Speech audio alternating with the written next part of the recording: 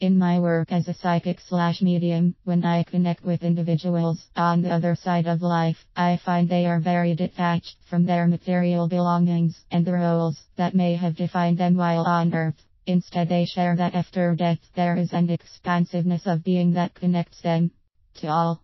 They are joyful seeing their loved ones happy, and they minimize the value of things. In hindsight, they possess a sense of clarity regarding the importance of health and happiness over money.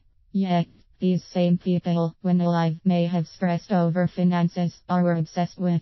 Our souls are always calling us to come home to peace, joy, and presence, while our society beckons us to earn, produce, and consume. This conflict between a simple life and a life of material conquest is all too familiar. Many people live beyond their means and are in debt. They may look good on the outside, but they forfeit their inner serenity to maintain their inflated lifestyle. How we feel about money, whether we are friends with it or feel oppressed by it, can determine the quality of our lives. Money can represent freedom or bondage based on our perspective. The ability to let go of money at the end of our lives is not determined by the abundance or scarcity of cash, but rather by the ability to detach from the identity the money gave us. Perhaps all the losses we suffer in life are merely preparation for the final letting go and a reminder to connect with our souls before we transition. One way to determine our relationship with money is to heighten our awareness when it is bill paying time. If we look at our calendar calmly and make our monthly payments without drama, we are probably feeling at peace with money and live with a quiet certainty that we are worthy of financial ease and support.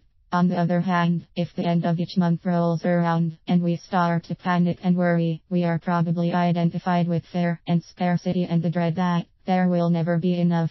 Where did we get the idea that our worth can be measured by external circumstances? The worth of the soul is expansive and limitless. Attachment to our bank balance reveals a case of mistaken identity.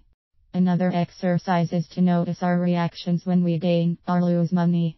If our house forecloses or we go into bankruptcy, do we feel like a failure? On the other hand, do we feel more alive and successful when we receive a large sum of money? The answer to these questions reveals our attachment to the changing material plane. Many consider financial prosperity to be the measure of success, but there is another standard that reveals true and lasting wealth. The soul's gold standard is the certainty and peace that is sustained from within, regardless of financial pluses and minuses. We can learn from those on the other side of the veil of life that the soul is eternal and money is temporal. We learn that the best investment we can make is our connection to our infinite self, radiant, generous, and alive, while we are here on earth.